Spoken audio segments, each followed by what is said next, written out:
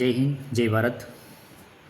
વાત કરવાનો છું આજે રોડ એક્સિડન્ટની અંદર જે કંઈ ઈજાગ્રસ્ત થાય છે એમને ભારત સરકાર દ્વારા તાજેતરમાં એક સરસ મજાની યોજના બહાર પાડવામાં આવેલ છે, cashless treatment off road accident victim scheme 2025.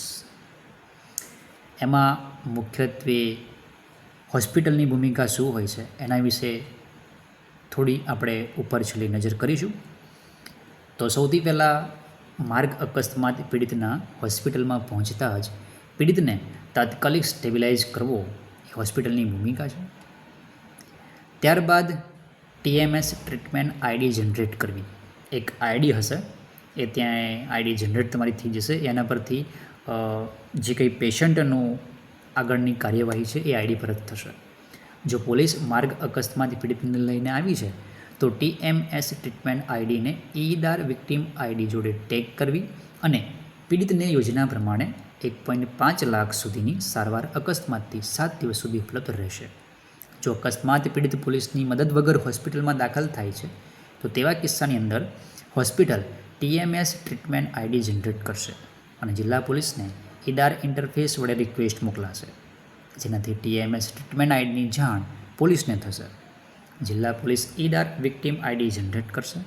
જો પોલીસને કેસ માર્ગ અકસ્માતથી સંબંધિત ન લાગે તો તે રિક્વેસ્ટ નકારી શકે છે અને પીડિતને ડિસ્ચાર્જ ત્યારબાદ પીડિત ડિસ્ચાર્જ ગણાશે અને સારવારનો ચાર્જ પીડિત પાસેથી વસૂલાશે.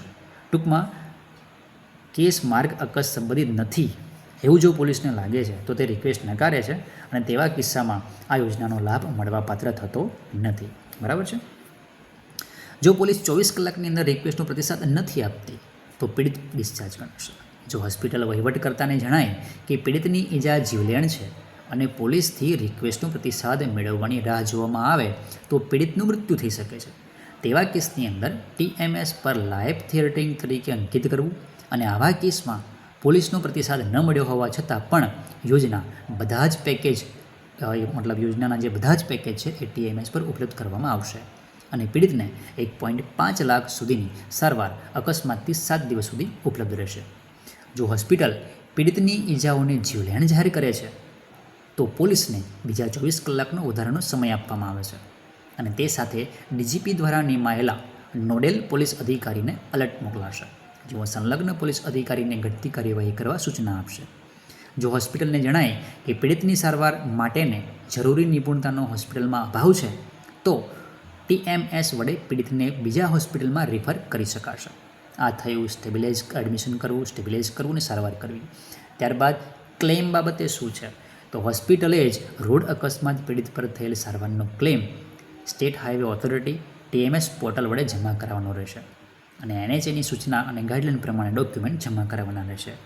જો હોસ્પિટલ ડેઝિગ્નેટેડ હોસ્પિટલમાં ન હોય ત્યારે શું કરીશું અથવા ત્યારે શું કરશે તો જો પીડિત જે હોસ્પિટલમાં પહોંચ્યો હોય તે ડેઝિગ્નેટેડ હોસ્પિટલ ન હોય તો તેને નેશનલ હાઈવે ઓથોરિટી નિર્ધારિત ગાઈડલાઇન પ્રમાણે સ્ટેબિલાઇઝેશનની ટ્રીટમેન્ટ આપવાની રહેશે.